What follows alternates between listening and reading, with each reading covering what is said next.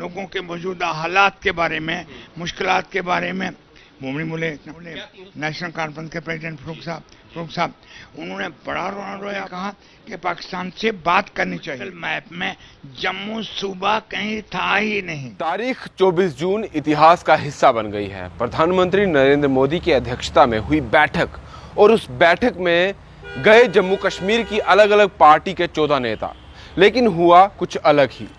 जो सोचा गया था वैसा कुछ भी नहीं हुआ, यानी कि कश्मीर के नेता बीजेपी सरकार के आगे अपनी बात ही नहीं रख पाए।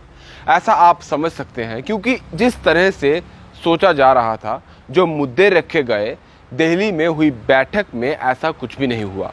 खुद नेताओं के बयानों से आप समझ सकते हैं। मैप में जम्मू सूबा कहीं था ही नहीं। रीजन के अंदर डेवलपमेंट का, विकास का एक नया दौर शुरू हुआ। 70 हमें वहाँ पे अलायंस के तौर पे नहीं बुलाया गया था। अगर बुलाया गया होता तो अलायंस की तरफ से एक ही वहाँ पे बात करने के लिए बुलाया गया। जो बना ही इसलिए था कि जो फैसला 5 अगस्त 2019 को सामने आया था उसे वापस लाया जाए, लेकिन गुपकार अलायंस अब बिखरी हुई नजर आ रही है। महबूबा मुफ्ती पाकिस्तान से बातचीत की बात रखती है तो डॉक्टर फारूक अब्दुल्ला इससे इत्तेफाक नहीं रखते। वहीं कांग्रेस ने सरकार के सामने अपनी 5 मांगे रखी। तो इन्हीं के साथ गए प्रोफेसर भीम सिंह का कहना था कि बैठक तो हुई, बातचीत भी हुई, लेकिन सिर्फ कश्मीर और कश्मीर को लेकर, लेकिन जम्मू की बात तो कोई हुई ही नहीं। उनका कहना भी सही है कि अगर कश्मीर ही हर बार केंद्र सरकार और जम्मू कश्मीर के नेताओं को दिखता है तो फिर जम्मू के लोगों को क्यों सूली पर चढ़ाया जा रहा है।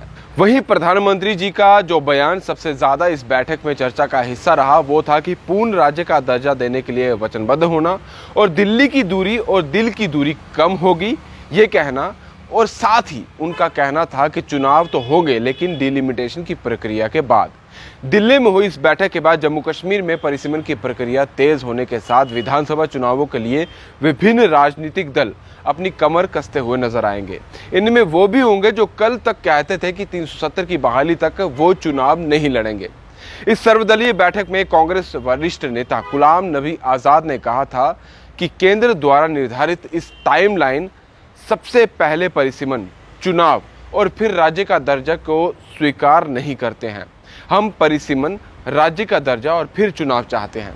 यदि आप जम्मू कश्मीर में चुनाव करवाना चाहते हैं तो आपको पहले राज्य का दर्जा बहाल करना होगा।